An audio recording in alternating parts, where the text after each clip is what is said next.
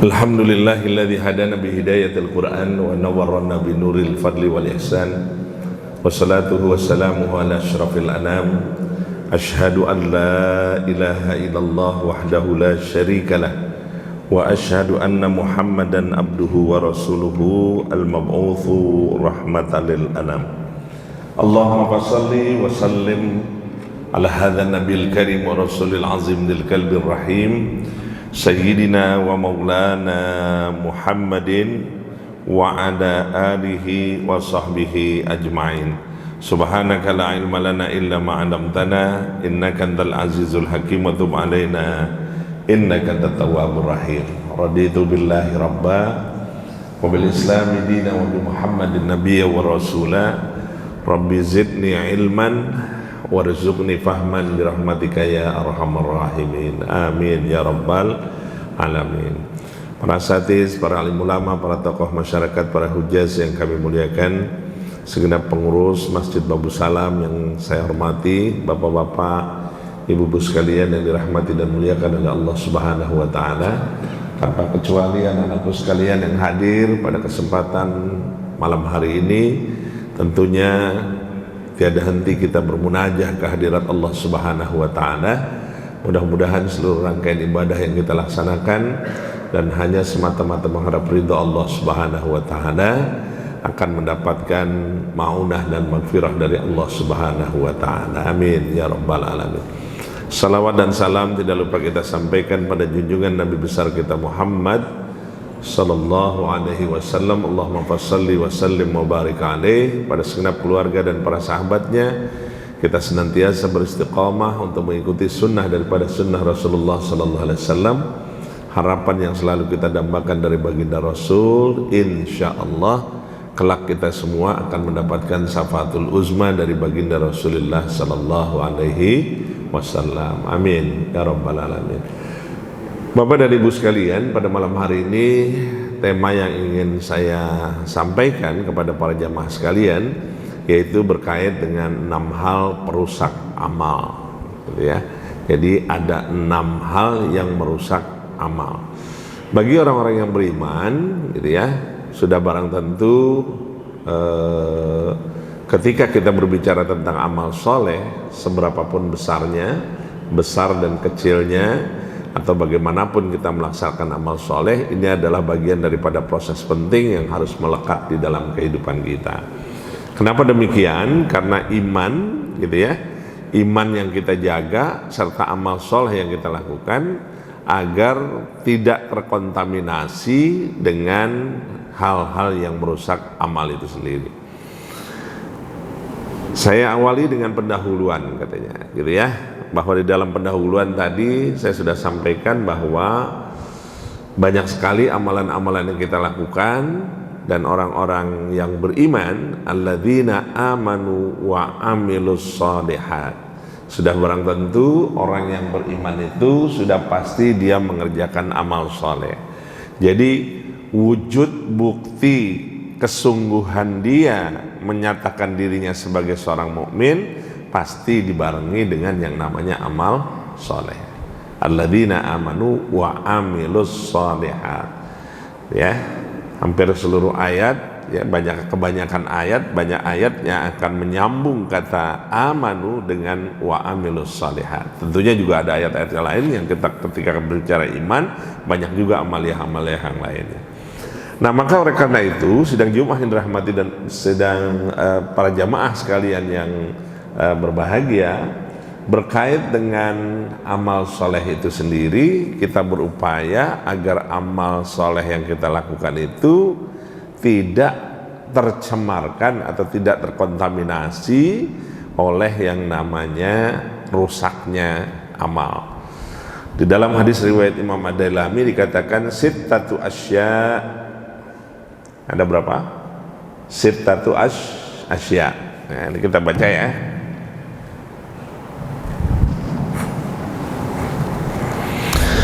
Kita baca, katanya di situ sittatu asya, ada 6 perkara tuhbitul amal, ada 6 perkara yang merusak amal. Jadi ada 6 perkara yang merusak amal gitu. Perkara yang pertama katanya al-istighal bi'uyubil khalq. Di sini dijelaskan ada sittatul asya.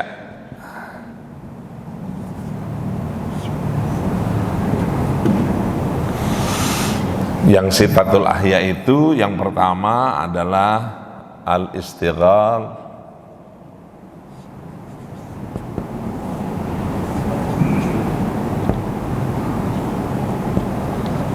bi'uyubil khalqi. Yang kedua katanya orang akan rusak amalnya. Yang pertama di sini, yang kedua di sini dikatakan qaswatul qalb.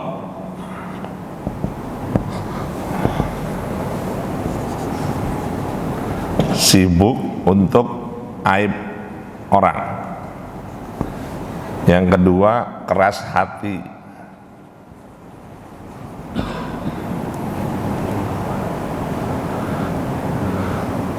Yang ketiga, apa yang ketiga? Hubud dunia. Apa hubud dunia? Hubud dunia senang dengan urusan dunia. Yang keempat apa?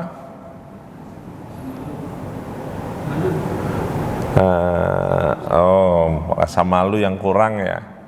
Empatnya itu adalah qillatul haya. Apa qillatul haya? Hilang rasa malu. Yang kelima, apa yang kelima?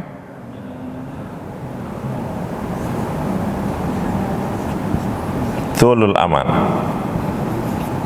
Apa tulul amal? Panjang angan. Angannya jadi angan-angan. Yang terakhir ada wazalimu la yantahi. Yang keenam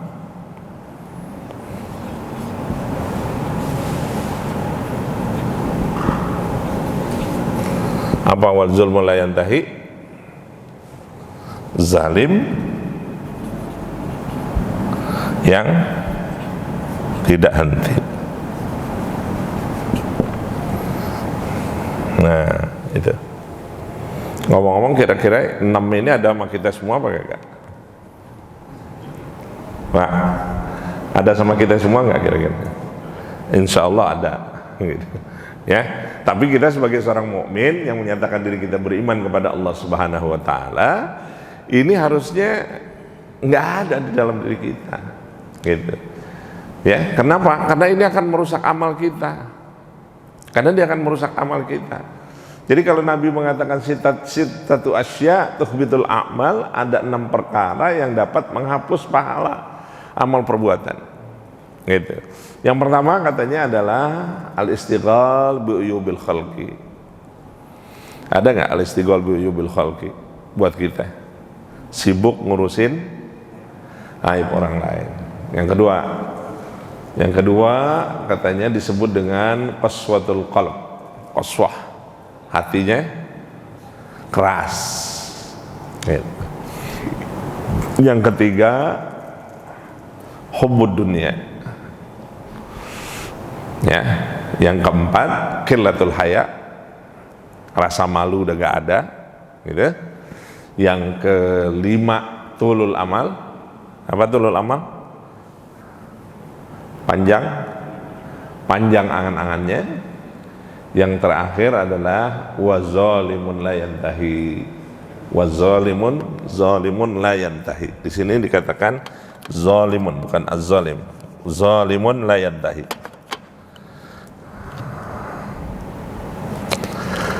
Nah, ini 6 hal inilah yang akan merusak amal kita, yang akan memberikan amal kita menjadi tidak menjadi kebaikan buat diri kita. Artinya apalah artinya kita melakukan kebaikan gitu ya, kalau masih banyak hal-hal yang merusak amal itu melekat di dalam kehidupan kita.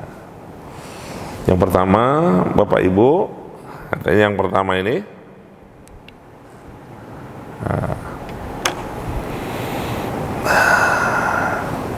apa yang pertama? Masghulun bi uyubil khalqi, sibuk dengan aib orang lain, sibuk ngurusin aib orang lain. Ngomong-ngomong, kita sibuk ngurusin aib orang lain apa ngurusin aib sendiri? Bapak Ibu, seringnya kepo apa enggak kepo? Kepo. Kenapa mesti kepo? Kenapa mesti kepo? Bisa nggak untuk tidak kepo? Insya Allah bisa, karena harus dipaksakan supaya kita tidak kepo. Tapi seringnya kita kepo. Makanya sebenarnya ini tahun baru hijrah ini kan sebenarnya momentum kita untuk melakukan evaluasi diri, gitu loh. Mengapa dikatakan evaluasi diri? Coba deh Bapak perhatikan secara seksama dalam surah Al-Hasyr ayat 18. Dipanggil dengan panggilan sayang, panggilan cinta. Allah panggil kita ya ayyuhalladzina amanu. Kemudian Allah ingatin lagi ya ayyuhalladzina amanu taqullah. Suruh ngapain? Bertakwa kepada Allah Subhanahu wa taala. Suruh takwa lagi. Nanti ketemu di ayat berikutnya wattaqullah juga. Yang diminta sama Allah, panggil orang beriman, takwa kepada Allah. Kemudian Allah minta apa? Wal tanzur nafsum ma qaddamat lighad. Hendaklah setiap individu melakukan evaluasi diri. Kalau evaluasi diri kemana? Ke sini apa ke sana? Intro apa ekstro? Bu, intro apa ekstro? Intro, introspeksi diri. Banyak-banyak muhasabah diri, introspeksi diri. Wal tanzur nafsum ma qaddamat lighad. Hendaklah setiap individu melakukan evaluasi diri, introspeksi diri. Tolong banyak-banyak nunjuk diri sendiri ketimbang nunjuk orang lain. Jangan sampai semut di seberang lautan apa ya? Kelihatan, gajah di pelupuk mata nggak nampak. Kenapa tuh gajah di pelupuk mata nggak kelihatan sedangkan semut bisa kelihatan? Ada apa ya kan? Perlu kita evaluasi diri kita. Wal tanzur nafsum ma qaddamat lighad. Hendaklah kita melakukan evaluasi diri. Tunjuk banyak-banyak nih ke sini, jangan banyak-banyak nunjuk ke sana. Karena begitu banyak aib yang ada di dalam diri kita, yang belum tentu aib orang lain pun sama seperti yang kita punya. Betul ya? Maka Nabi bilang tuh lewat hadis riwayat Al-Bazzar, apa kata Rasulullah? Tuba. Apa katanya tuba? Berbahagialah. Tuba liman sagalahu aibuhu an uyubin nas. Kata Rasulullah, berbahagialah orang yang tersibukkan dengan aibnya sendiri, gitulah, sehingga ia tidak memperhatikan aib orang lain. Ya Pak ya. Berbahagialah kata Nabi orang yang senantiasa melakukan muhasabah diri, melaksanakan introspeksi diri, ketimbang dia sibuk ngurusin aib orang lain. Ya Pak ya, saya sering ngomong lah, sering bicara kita. Duduk di antara dua sujud itu kan hampir ada 48 permintaan yang kita munajahkan ke hadirat Allah Subhanahu wa taala. Betul ya? Ada 8 ya? Rabbighfirli warhamni wajburni warfa'ni warzuqni wahdini wa'afini wa'fu anni. Betul ya? Rabbighfirli, ya Allah ampunilah aku, ampunilah diriku. Warhamni, ya Allah berikanlah kasih sayang kepada diriku, sayangilah diriku, katanya. Wajburni, tutup kekuranganku. tutup aibku ya Allah, wajburni, tutup aib ya Allah. Pak, itu permintaan yang luar biasa ya. Alhamdulillah wa syukrulillah, kita masih cakep-cakep aja nih sesama kita ya, saling menghormati, saling menghargai, saling ngerti, saling paham ya. Kita masih baik di hadapan orang lain. Kenapa? Karena Allah masih tutup aib kita gitu. Kalau seandainya Allah buka nih aib kita masing-masing, salah satu di antara kita ini bisa ngelihat aib sama-sama, kira-kira gimana? Ya nggak usah jauh-jauh lah, diri saya masih dianggap baik oleh Bapak kan karena Allah belum lihatin aib saya. Tapi kalau Allah udah lihatin aib saya, udah gitu. Itu yang harus kita sadari di dalam diri kita. Masih diproteksi, artinya Allah masih sayang, masih cinta kepada kita. Allah masih tutupin aib kita, wajburni. Nah di situ kita minta sama Allah lagi, warfa'ni. Ya Allah, kalau udah ditutupin aib, saya minta dong kepengen warfa'ni gitu. Derajat saya diangkat gitu. Iya kan? Kemudian habis itu apa? Warzuqni. Mau bicara rezeki, siapa ngasih rezeki kita? Allah Subhanahu wa taala. Terus permintaan-permintaan, warzuqni, wahdini, beri kami petunjuk, wa'fu anni, ya Allah maafkanlah segala khilaf dan kesalahanku. Kita minta sama Allah Subhanahu wa taala. Maka Bapak sekalian yang dirahmati dan muliakan oleh Allah Subhanahu wa taala, jadi kalau orang masih sibuk mencari aib orang lain, ini kesalahan terbesar. Kenapa kesalahan terbesar? Karena dikatakan mengingat aib yang ada dalam diri kita sendiri aja masih banyak. Bagaimana mungkin kita memikirkan aib orang lain? Nah sekarang kita perhatikan secara sesama. Tidak sedikit kekurangan diri sendiri yang terlupakan, tapi kita lebih fokus dengan kekurangan orang lain. Bapak Ibu, hari ini banyak aib orang lain, hari ini banyak aib orang lain tersajikan lewat sarana visual dan audiovisual.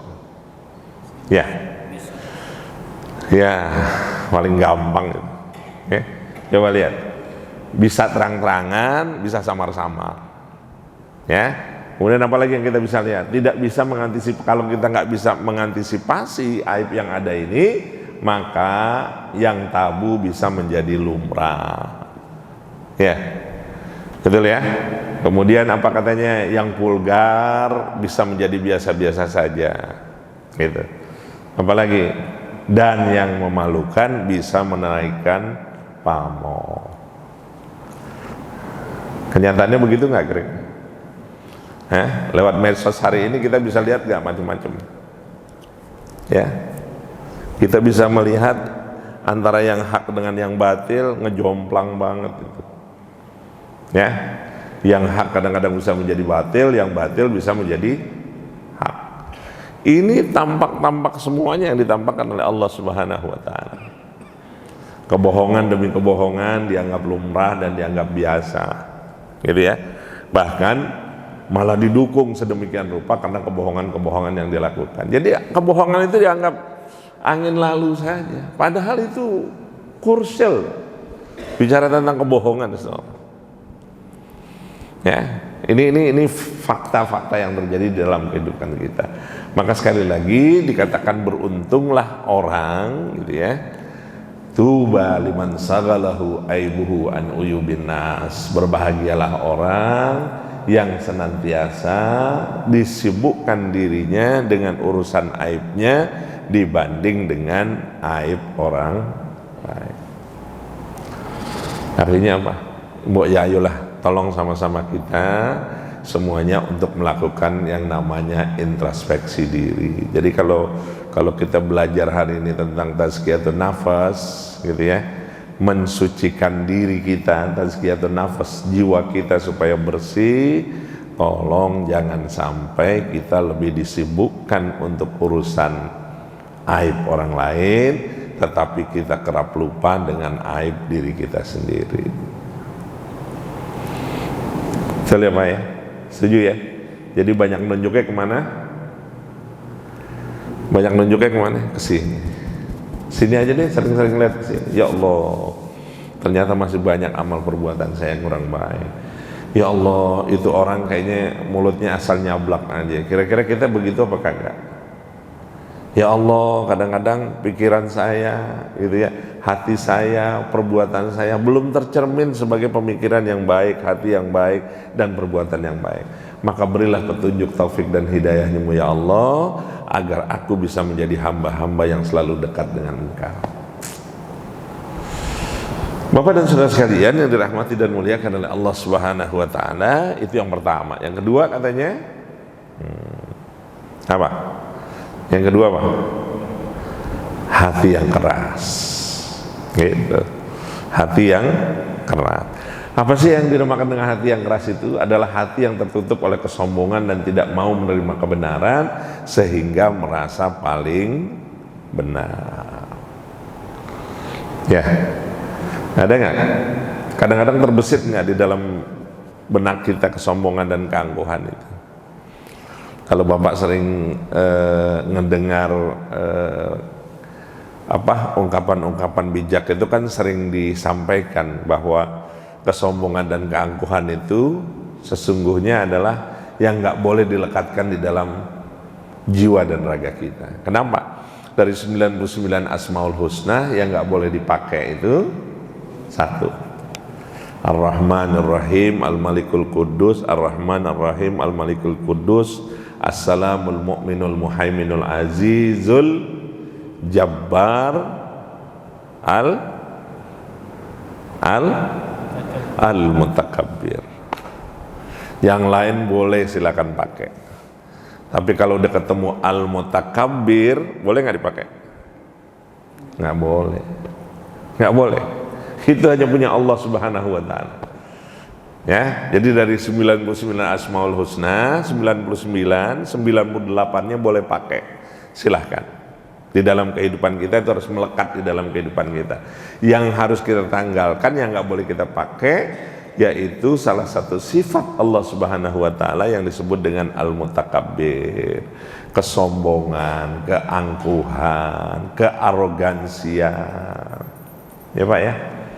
Kata Sayyid Hawa dalam kitab Al-Mukhtakhlas, orang bisa menjadi sombong itu bisa mencakup beberapa hal. Orang bisa menjadi sombong karena harta yang dia peroleh.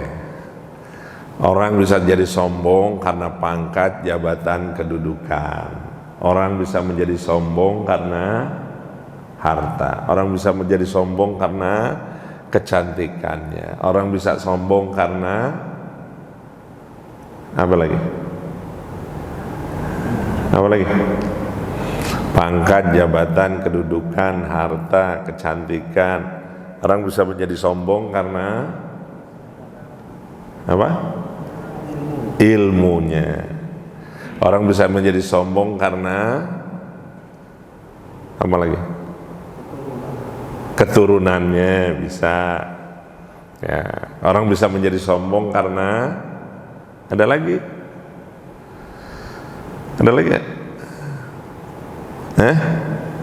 Ibadahnya. Bisa nggak jadi sombong? Karena itu semua bisa nggak jadi sombong? Aduh, makanya janganlah dilekatkan sombong. Apa yang mau disombongin? Coba. Ya, nggak ada yang disombongin di dalam diri kita. Kita kalau ngelihat makhluk manusia, kita nih ngelihat diri kita sendiri, ya Allah, nggak ada artinya. Apa yang mau disombongin?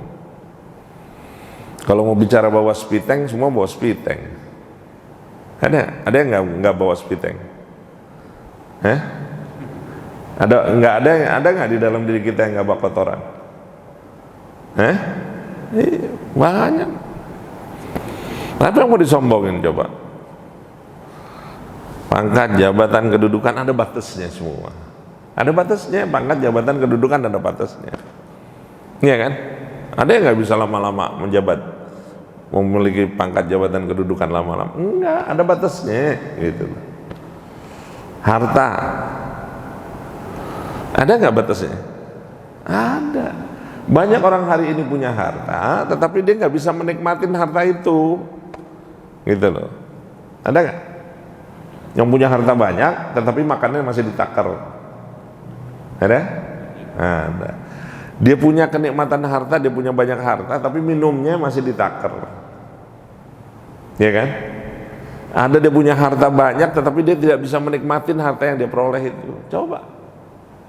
Apa sih, sebatas apa kita kalau punya harta banyak yang kita bisa nikmatin? Enggak bisa kita nikmatin kok senikmat-nikmatnya. Dan kalau kita bicara hisab dengan harta itu jauh lebih panjang hisab orang yang berharta dibanding dengan orang yang nggak punya. Ya, kira-kira ngantrinya lama apa enggak? Orang yang punya harta ngantrinya lama apa enggak? Lama. Kalau yang lain ditanyakan satu-satu, yang untuk harta khusus ditanyakan dua. Apa yang ditanyakan? Yang ditanyakan itu min aina nala wa ilaina iktasaba. Apa yang pertama ditanyakan tentang harta? Dari mana kamu dapat dan dipergunakan untuk apa? Kira-kira waktu ditanyain harta dari mana didapat, kira-kira panjang nggak urusannya? Panjang itu. Jangan dikira nggak panjang berkait dengan harta. Maka nggak ada yang kita bisa sombongkan. Gitu. Nggak ada yang kita bisa sombongkan. Dengan harta kita, jabatan, kedudukan, pangkat, gitu. Dengan ilmu yang kita punya, ya Pak ya, nggak bisa disombongin dengan yang kita punya. Kemudian dengan ibadah yang kita punya, enggak. Semuanya lagi kembali bahwa yang namanya al-mutakabbir itu hanya untuk Allah Subhanahu wa ta'ala. Makanya hati katanya diibaratkan raja dari kerajaan manusia. Jika hati sebagai sosok pemimpin, maka hati yang lembut penuh kasih sayang menjadi cerminan. Terus sekali lagi kembali kemana? Ke hati. Makanya kita diminta tuh untuk selalu berdoa lewat hadis riwayat Imam Tirmidzi. Apa doanya? Ya muqallibal qulub, apa? Sabbit qalbi ala dini. Kita minta sama Allah, Allah yang membulak-balikan hati, tolong hati saya itu selalu di jalan Allah Subhanahu wa ta'ala. Jangan lupain tuh doa itu. Ya muqallibal qulub, sabbit qalbi ala dini. Makanya Pak, kalau kita bicara hati itu kan ada 3 kategori hati. Gitu. Ya. Ada yang disebut dengan qalbun marid, hati yang sakit. Yang kedua ada qalbun mayit, hati yang mati. Yang ketiga adalah qalbun salim. Kira-kira yang ada di kita yang mana kepengen? Salim. Tapi kadang-kadang hati kita suka marid tapi kagak. Hati kita kadang-kadang suka terkontaminasi oleh penyakit apa kagak? Banyak nggak sakitnya? Yang hati itu banyak nggak sakit hati? Ada ujub, ada riya, ada takabur, ada sum'ah, ada namimah, ada hasad, ada apa lagi? Ada bakhil, ada apa lagi? Penyakit hati. Banyak apa sedikit? Oke, banyak. Sekarang bisa ngobatin siapa? Hati kita yang bisa ngobatin siapa? Diri kita sendiri. Ada gak kadang-kadang jiwa ujub kita di dalam diri kita? Banyak. Ada gak kadang-kadang kita pengen riak? Iya. Ada gak takabur di dalam diri kita? Ada. Ya. Ada nggak kita rasanya pengen ngadu domba orang, namimah? Ada nggak hasut di dalam diri kita?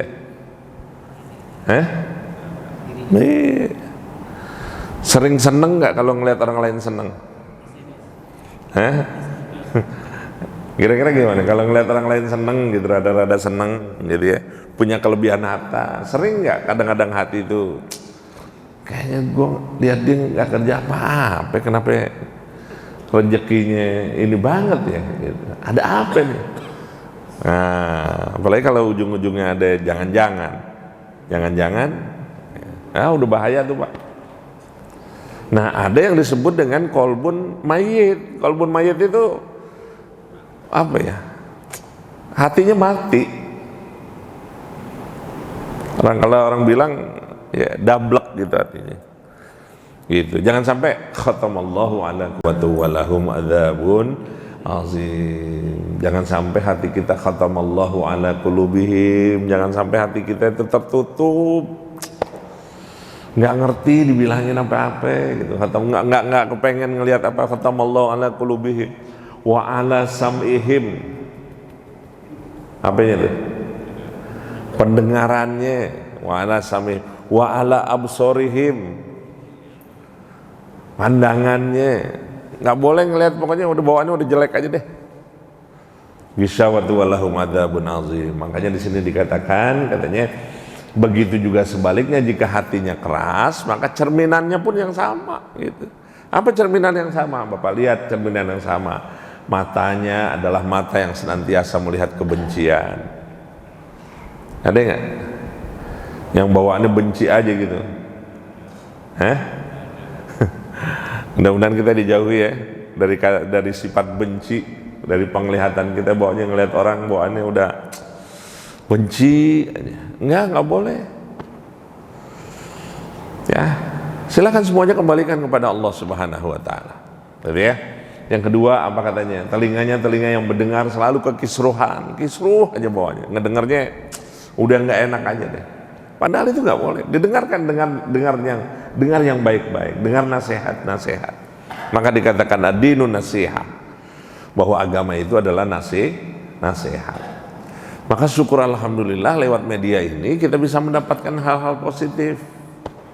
Lewat Jumat kita dengerin khutbah, bisa mendapatkan kebermanfaatan. Akhirnya kita dengar di situ, pandangan mata kita baik. Hati kita akan menjadi lurus, pikiran kita akan menjadi baik karena diingetin hampir setiap Jumat. Yang diingetin selalu itu adalah ittaqullah haqqa tuqatih wa la tamutunna illa wa antum muslimun. Kemudian apalagi di sini dikatakan tangannya adalah tangan yang senantiasa menggenggam permusuhan dan kakinya melangkah kepada keburukan. Nah, itu jangan sampai kita seperti itu. Makanya Bapak, kalau Bapak perhatikan, kita diminta untuk senantiasa berdoa, ya muqallibal qulub, sabbit qalbi ala dinik. Maka hati-hati yang baik, kalau Bapak perhatikan secara seksama, hati itu akan bernilai dari kata hati itu sendiri yang disebut dengan kolbun. Kolbun itu kalau kita bagi pecah, ada qaf, ada lam, ada nun, bahwa dari hati itu insya Allah akan lahir dari hati yang kita punya itu, qafnya itu akan melahirkan sifat qanaah di dalam diri kita. Ngomong-ngomong lewat hati kita sering qanaah apa kurang qanaah?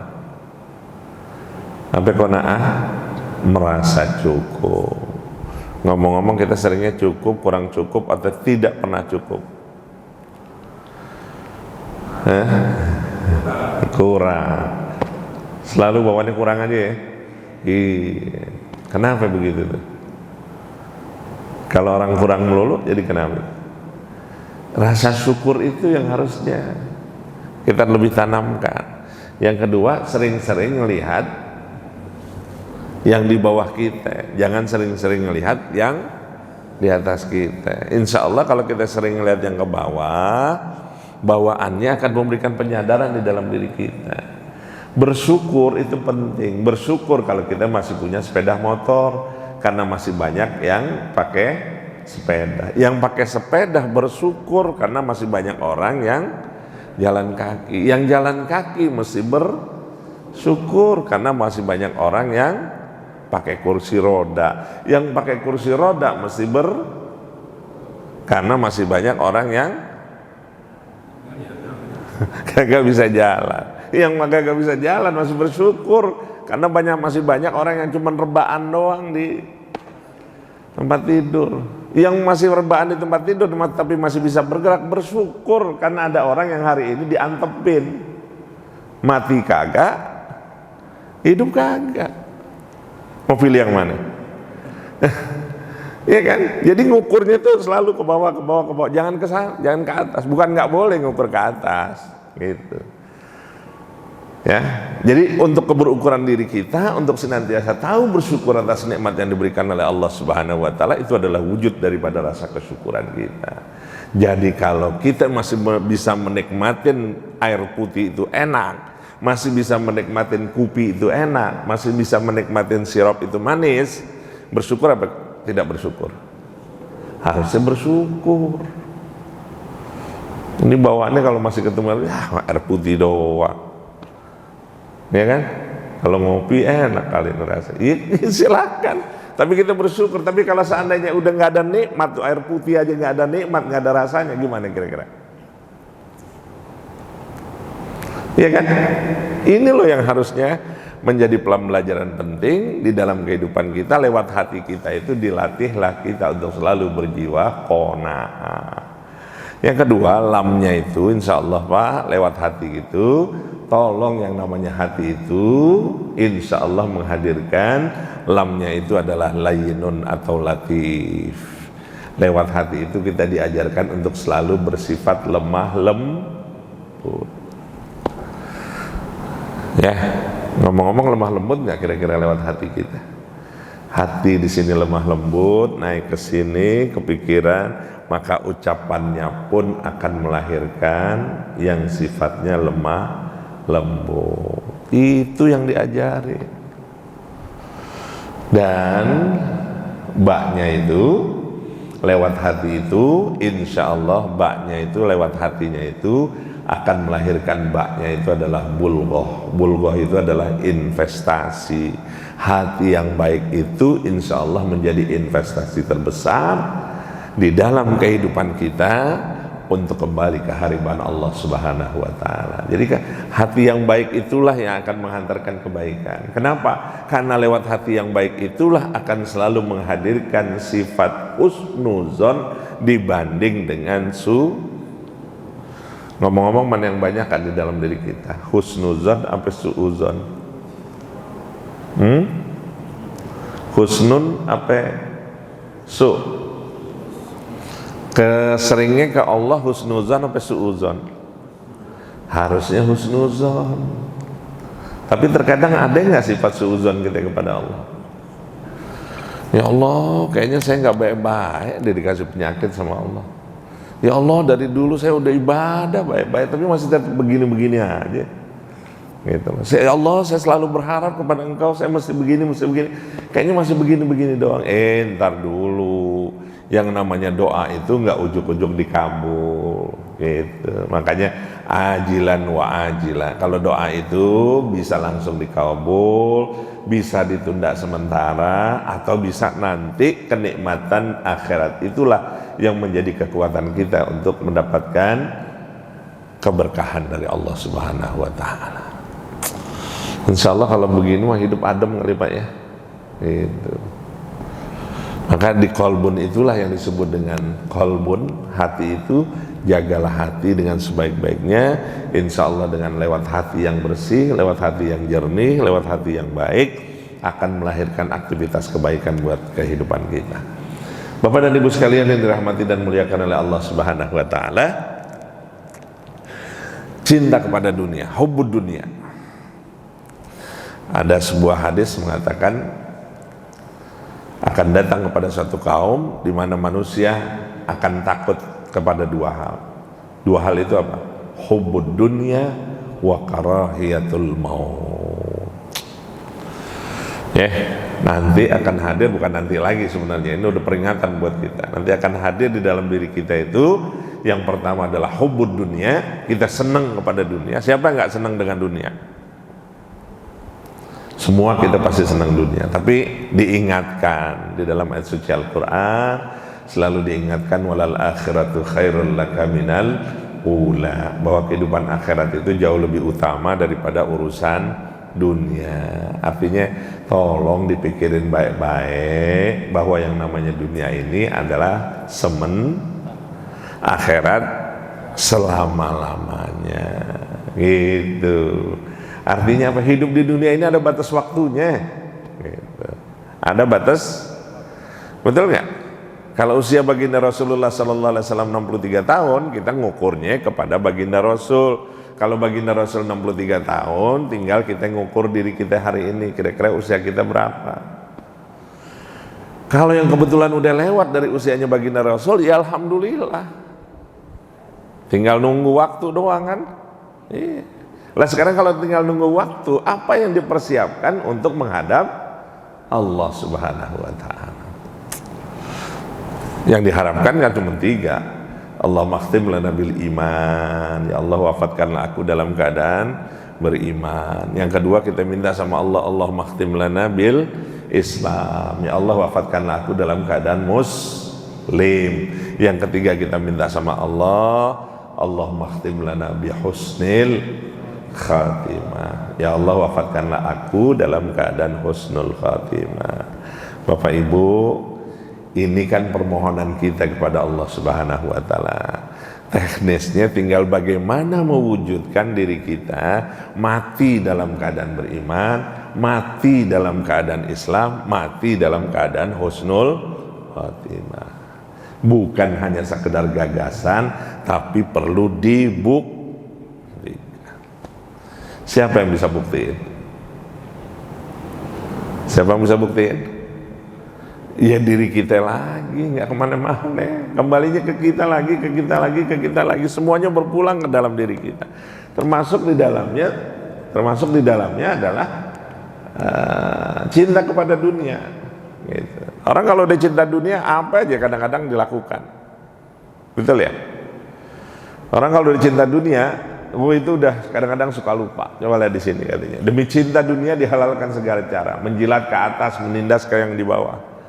Dilakukan nggak oleh manusia? Banyak yang menjilat nggak hari ini?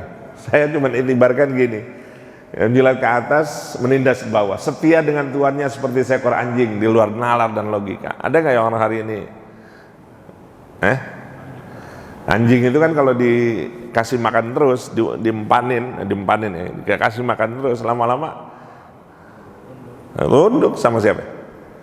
Majikannya. Hari ini ada nggak? Bukan ada lagi, banyak orang yang salah aja masih dibelain. Ya kan? Dia tahu itu salah, dia tahu itu nggak benar, tapi masih dibelain terus sampai hari ini. Ya, maka saya bilang di sini, saya katakan bahwa seperti seekor anjing di luar nalar dan logika, di luar nalar dan logika. Tidak peduli kawan menjadi lawan dan lawan menjadi kawan. Artinya ini realitas hari inilah buat kita secara keseluruhan. Jadi sebenarnya kita sebagai seorang muslim, sebagai seorang mukmin harusnya tidak bisa berbuat seperti yang tadi ada di sini. Maka Malik bin Dinar katanya mengatakan, sungguh bila badan sakit maka makan dan minum tidur, istirahat menjadi tidak nyaman baginya. Demikian juga dengan hati, apabila sudah terpaut dengan cinta dunia, maka untayan nasihat menjadi tidak nyaman untuknya. Betul ya? Nggak nyaman untuknya. Bisa ya? Satu lagi deh. Nah ini jangan sampai ada di kita ya Pak ya. Jangan sampai ada di kita ini. Apa yang sedikit rasa malu.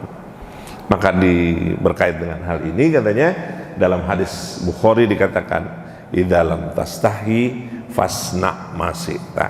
Kalau kamu udah nggak punya rasa malu, silahkan kerjain apa aja deh. Nah sekarang pertanyaannya, banyak orang yang malu apa nggak punya malu hari ini? Makanya saya sering mengartikan al-haya'u minal iman, bahwa malu itu bukan sebagian daripada iman. Artinya boleh mengartikan sebagian daripada iman, tapi saya cenderung mengartikan bahwa malu itu berhubungan dengan sikap keberimanan kita. Kalau masih ada rasa malu di dalam diri kita, insya Allah kita akan selamat dunia akhirat. Tapi kalau udah nggak punya rasa malu hari ini di dalam kehidupan kita, maka tunggulah saat dipermalukan oleh siapapun. Ya Pak ya, malu Pak. Ya, malu kalau nggak ibadah, malu kalau nggak takarub kepada Allah Subhanahu Wa Taala, malu kalau nggak bisa berbuat baik, malu karena nggak pernah ngaji, malu karena nggak pernah dengar kebaikan-kebaikan, malu kalau nggak pernah mendengar nasihat, malu kalau seandainya tidak bisa beribadah dengan baik, karena kita malu atas nikmat yang diberikan oleh Allah Subhanahu Wa Taala. Dan yang terakhir katanya, jangan sampai kita panjang angan-angan. Banyak maunya di dalam hidup. Jangan sampai kita terakhir juga perbuatan zalim. Minimal kalau kita nggak berbuat zalim terhadap diri kita sendiri deh, jangan sampai zalim. Jangan sampai terhadap diri kita berbuat zalim. Gitu.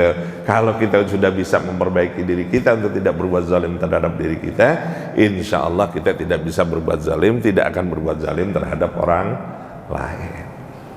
Bapak dan Ibu sekalian yang dirahmati dan muliakan oleh Allah Subhanahu wa taala, mudah-mudahan keenam hal tadi di dalam aktivitas kehidupan kita mudah-mudahan selalu dijaga oleh Allah Subhanahu wa taala.